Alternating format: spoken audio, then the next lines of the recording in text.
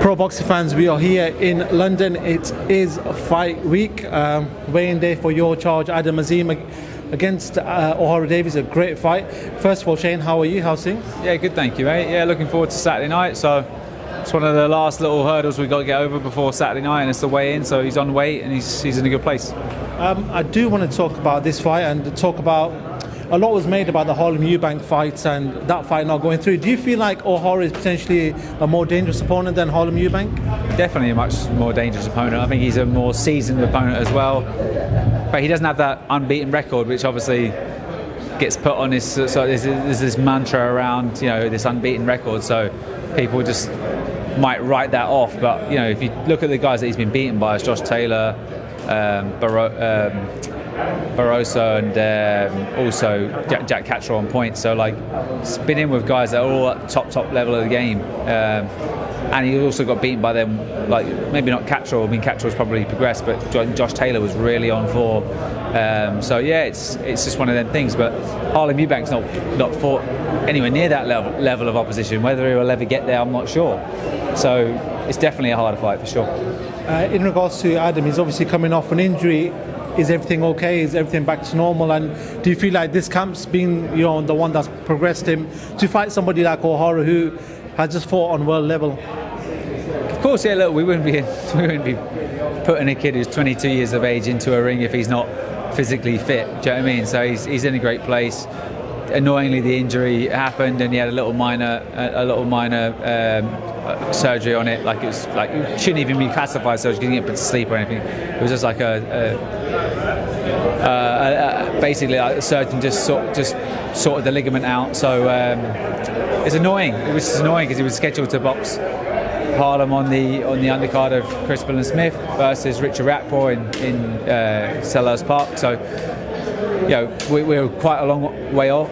Well, since then, just I'm saying, because that was in the summer and now we're into October, so he's more than ready. Obviously, he hasn't had many fights of late, but he's great preparation and he's in a good place. So it's just going out there and executing and make sure that he switches on from the first bell.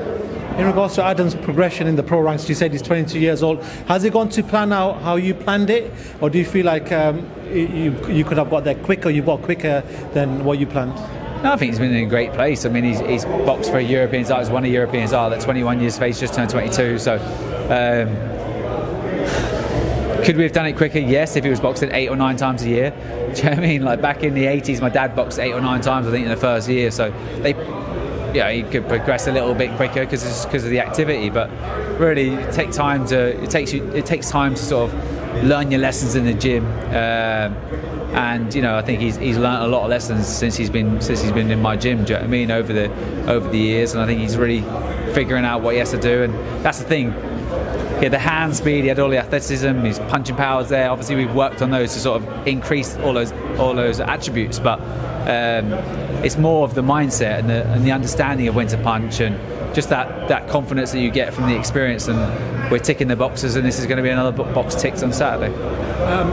I do want to talk about somebody you just mentioned, Chris Billam-Smith. How is he doing? Obviously, a big Latino night in Riyadh in a couple of weeks against a very good opponent, a person that boxing fans know in Zurdo Ramirez.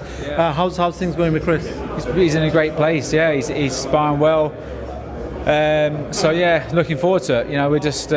We're right in the thick of camp now. So did a session with me this morning, and he's coming down to the fight tomorrow night, and that's probably going to be his last outing of enjoying himself until the fight. So he's hard into camp, into a hard camp. So he's in a good place. But obviously we understand the risks when you're boxing another world champion. It's a completely different fight to a Richard Rapor fight. You got a guy that's a southpaw. He's not naturally he's naturally probably a light heavy, but with that he can cause a lot of traps, and he boxes at a slightly higher tempo. So it's all about getting the correct sparring for the next 3 weeks, which we've got, and just making sure that he keeps performing, gets there injury free, and we go out there and do a job in Riyadh. Just the last two, and I do want to talk about Riyadh, especially. I was there last week. I won a great cardio. But one person I do want to talk about is Jao Pattaya, who's been talking about Chris, and I spoke to him last week, and he talked about Chris then. Just your thoughts on Jai and a fight that you guys have talked about as well. Is that something that potentially is on the cards in the future? Of course, it's on the cards, absolutely.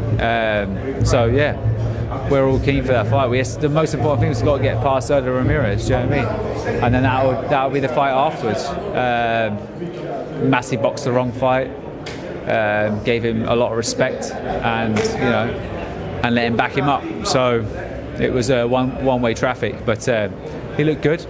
And at the end of the day, we're not setting our sights on Beterbiev, we're setting our sights on Zurdo Ramirez. We get rid of him and beat him, and then all systems go for Beterbiev. Just a final one. A lot of sort of debate about the whole Beterbiev Bivol scoring, and people had it when I was interviewing on the night. Some people had it towards Beterbiev, other people had it towards Bivol. How did you see the fight, Shane? To be honest, I had it 7-5 Beterbiev. I've watched it again and I've sort of scored it 6-6. So it's really hard to score. I mean, I felt like Bivol obviously started really well. Beterbiev finished really well. Beterbiev forced the action throughout the fight. Bivol looked slightly more hurt in the fight. They both didn't really look hurt, but out of the two of them, you would have said maybe Bivol had a little bit more respect for what was coming back. But it was just one of them. That's what you're looking for. You're looking for the eye-catching shots from Bivol, or you're looking for the consistent pressure. If I'd have been Beterbiev, I would have felt like I won the fight because I would have forced it from the off. And yes, I got clipped a little bit, but I tracked him down, finished strong.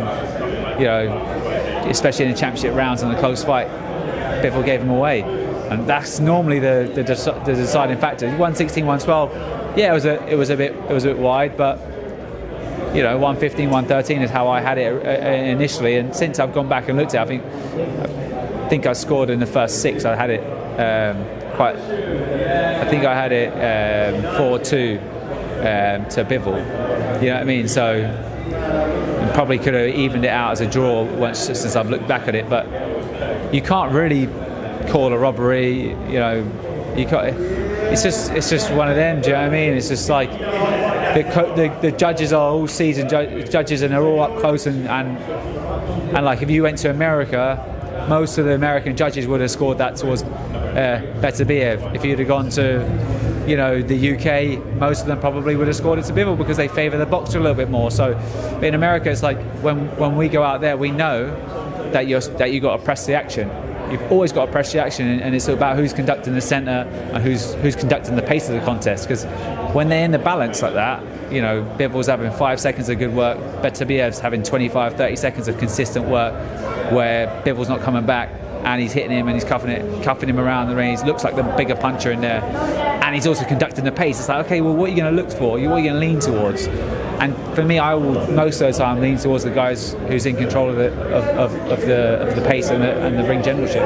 Was that fight that you enjoyed? Was that just two elite operators just sometimes negating each other with the level of skill set that they had in the ring? Yeah, exactly. I was showing somebody Matvey Korobov versus Danny Jacobs in 2007 the other day, because I was showing him a really efficient southpaw, someone that's really sharp on a counter, and amateur boxing is not like that anymore. It used to be really highly skilled, but both of those guys are coming from that point scoring system where, when I was an amateur, it was like you might get to the end of a contest, it's like 46-39, and you can win 3 rounds and lose the whole fight in the last round. Do you know what I mean? Because it's a point scoring system. But really, what does that teach you? It teaches you how to use your feet in and out and not just take unnecessary punches. And so you can go back and look at that. But they both come from that system of they're really fighting for holding that space and fighting for that distance control, and they never lose their shape. And it was just like that, but just for 12 rounds at the elite creme de la creme level. And I love that shit. That is more exciting to me than watching Gatti Ward, because I just way prefer that, or like the sweet science of boxing. You know what I mean? I think in Riyadh everyone loved it. It was a great fight. We are hoping for the rematch. I did sit with Bivol the next day, and I think they've had meetings with Turkey, so hopefully we get to see that rematch. Hopefully we get to see a great fight once again. Shane McGuigan, thank you so much. It's a pleasure. I know Adam's going to be weighing in very soon, so thank you very much, mate. I appreciate your time. Thank you.